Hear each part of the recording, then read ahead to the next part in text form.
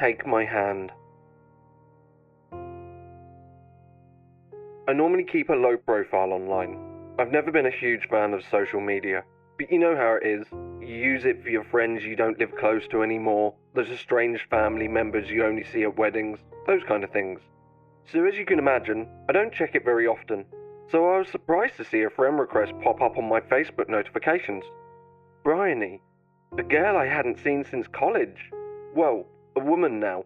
It's been over a decade since we graduated. Her profile picture looks exactly how I remember her though. A small and timid-looking girl, ashy-skinned with messy long black hair. I always got this weird vibe from her. I'm pretty sure she had a thing for me back then.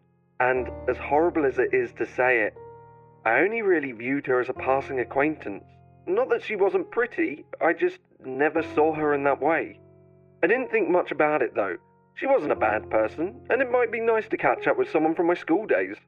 I accepted her friend request and thought if she wanted to chat, I'd just let her message first, and that's how I left it. The next few days went on normal enough. Work, chill, make dinner, the usual stuff. It wasn't until the weekend when I jumped onto my PC and out of pure habit checked back online. 99 plus new messages.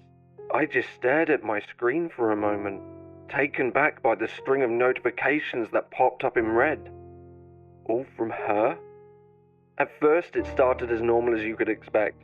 A bubbly message asking how I was, small update on her life, asking to meet up, then about her parents passing away and her losing a job, asking to meet up, then her confessing her feelings, how she always wanted to go on a date with me, asking to meet up, telling me I need to leave my whore of a partner, asking for my hand in marriage, followed by some explicit pictures, then telling me we're going to meet up. The messages just kept on popping up. I didn't even have time to read them. Nope, I decided then and there that I didn't want any part of this. Delete and block. I sat there for a moment, just shocked at what had happened. I haven't even thought of this person in a decade, and here she was. She had to be drunk. There was no other explanation. I shivered to myself. This is why I don't use social media. About a week or so had passed since that incident, and since then I'd pushed it to the back of my mind. I was just wandering through the supermarket doing some late night food shopping after work, when I saw her. Well, I thought I did, down the other end of an aisle, the ghostly pale face of hers framed in that sea of black hair. I kept on shopping, but God, did I feel on edge. That couldn't have been her. She doesn't live anywhere near me. Nevertheless, I sped up my shopping as quick as I could just to get out of there. As I was pulling out of the car park to head home, I looked back into the rearview mirror, and there she was, just watching at the corner of the car park.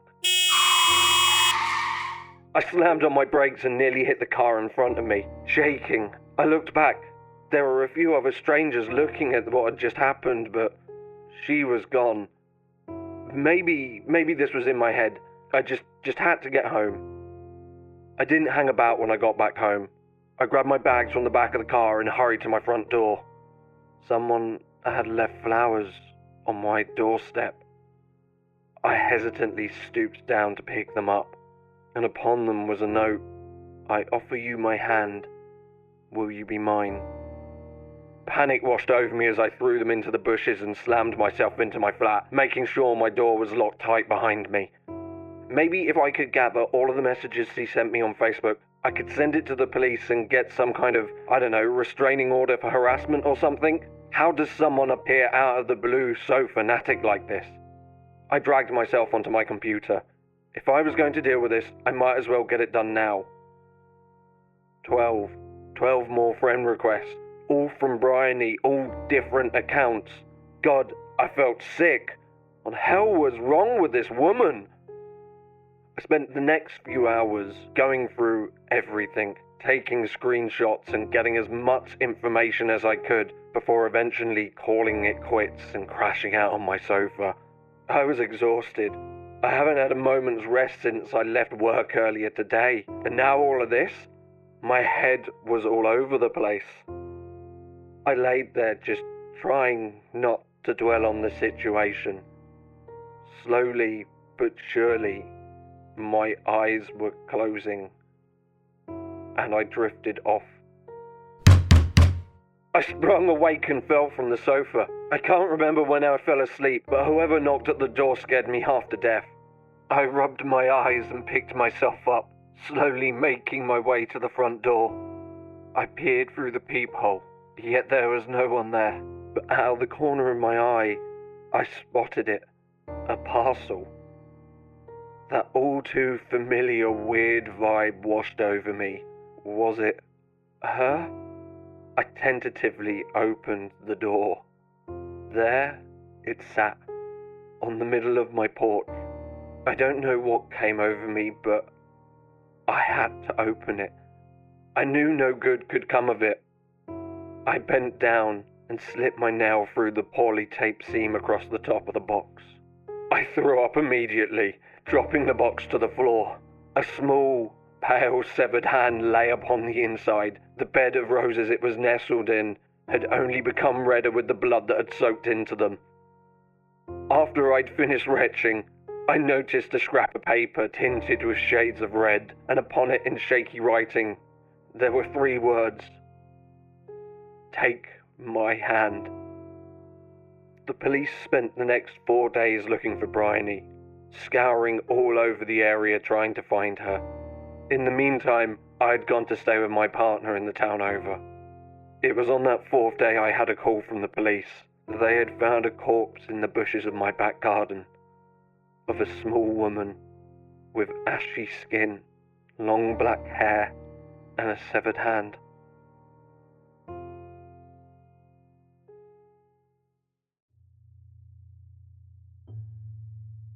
I sit there. I sit there, just staring at my screen, wondering what to write. Is this next story going to be a classic horror? Or how about an SCP? I have so many ideas constantly flooding into my mind that every time I sit down to type, my head goes blank. So I just sit there and stare as I dwell on what I could do next. What would captivate the audience? Do I rehash the same old thing? Or do I do a new interpretation of an old urban legend? The problem is, everything feels like it's been done before. I try to take inspiration from my stories, from whatever is around me at the time, from films, books, or games, but preferably whatever I see in the real world works best. But whenever I go out during the day, it's always so crowded and so busy, so I prefer to go out and walk late at night. I imagine the kind of things that could be lurking in the dark, the evil hidden away in the forest, the creatures lurking round every corner ready to jump out. But monsters are hard to fabricate, because as far as we know, these things aren't real, and this is the problem. I need something real. And that's when I see her. That faint silhouette in the distance as I walk down the side of the main road. Her dainty figure occasionally illuminated by the passing car of a late-night commuter. And my mind begins to wander, and it starts to fantasize. Maybe the monsters we think of are only as convincing as the ones we can create ourselves. Maybe that's what my stories were missing. Authenticity. I feel this feeling start to bubble up inside of me. Feel my pace start to speed up behind her as the pieces of the puzzle fall into place. Maybe this is what I was missing all along, because I was disassociated with the ideas in my head. Maybe I needed to take a more measured approach to the whole thing.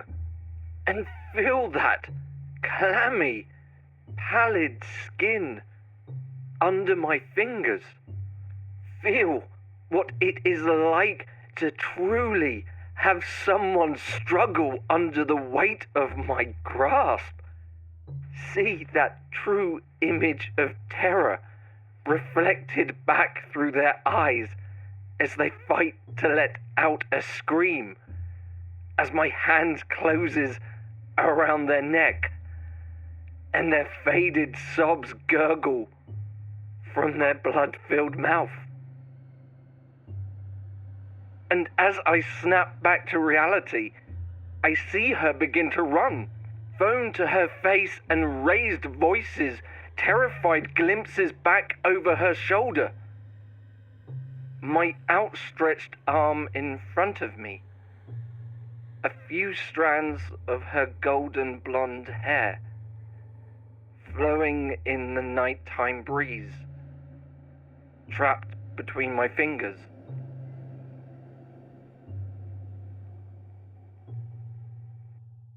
I make it back home. I sprinted the entire way. Out of breath and panting, I collapse into my chair. And I sit there, staring at my screen, with an idea of what to write.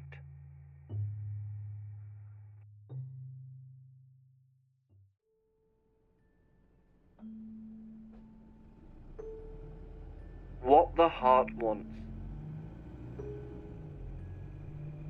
She sits and stares at her phone as she rides the bus into town. She thought these dating apps were just a waste of time, but here she was, off on a date on Valentine's Day of all days. Scrolling through the pictures of him, she can't help but feel apprehensive. Why would someone so good looking want to go on a date with her? She didn't think she was very pretty. She didn't think much of herself at all. But the heart wants what the heart wants, her mother always used to say. Just the way he spoke to her, the way he made her feel with just a message. Maybe he saw past the imperfections. Maybe he saw past those flaws that were all so prevalent to herself. She sighed a longing sigh. It had been so long since she had left her house for anything more than just work. So long since she had spoken to someone outside, in the real world. The closer and closer she got to her stop, the more and more her heart began to race. What if she got stood up? What if this was just some kind of cruel joke? Yet even though she was skeptical, she put as much effort as she could into her appearance. As soon as the bus comes to a stop and she gets off, her eyes are immediately drawn to the small Italian restaurant on the corner of the road. Her heart begins to pound in her throat as she walks towards it. Oh God, what was she doing? This was a mistake. She shouldn't be here. What was she thinking? She takes a moment, just standing by the front door, her mind racing a mile a minute. A message appears on her phone. I'm inside. I can't wait to see you. Her heart flutters. As she pushes open the door, she takes in the atmosphere from the low-lit room. She clutches her purse tight to her chest. She can't see him anywhere. She is just lost in the echoing mumbles of all of the other happy couples that surround her.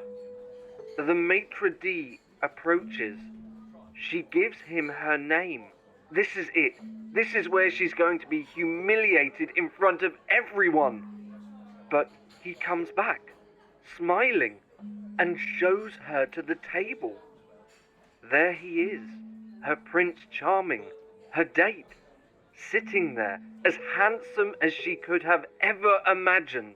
Her cheeks blush red as he stands to greet her, handing her a single red rose.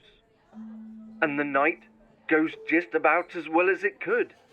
She was nervous at first, reserved and shy. Yet as the night went on, she began to laugh. He began to laugh. It was perfect. The evening stretches on, and the two talk and talk and talk until finally they are the last two there. As he stands to go take care of the bill, she pushes herself. She internalizes all of her fears and blurts out that question she's been wanting to ask this entire time. The thing that she's been so desperate to ask. Do you want to come back to mine? They both stand there, frozen for a moment, until he smiles and says, "Okay." She's finally going to do it. She's finally going to do it after all of these years of longing. It isn't long before they're in the taxi back to her place, him holding her hand the entire way. God, she feels so alive. This is everything she could have dreamed of and more. They exit the taxi and stumble quietly up the driveway, making their way up the steps to her house. She fumbles with her keys and slowly unlocks the door. Turning to him, cheeks bright red, yet with a coolness and determination that she has made up her mind, she says, "After you." He beams at her, and he steps over the threshold, and she slips in behind him, the door closing silently, the lock engaging with a deafening click. The blade she had meticulously laid out upon the table by the door was thrust deep within his back before he even had a chance to remove his coat. The rag in her pocket pressed into his mouth to muffle his screams as over and over again she plunged the knife into his spine. Droplets of blood trickle from the wounds and pitter-patter onto the sheets of plastic that cover the hallway floor. All it took was for one good man, one foolish, trusting good man, to make all of her dreams come true. After all, the heart wants what the heart wants.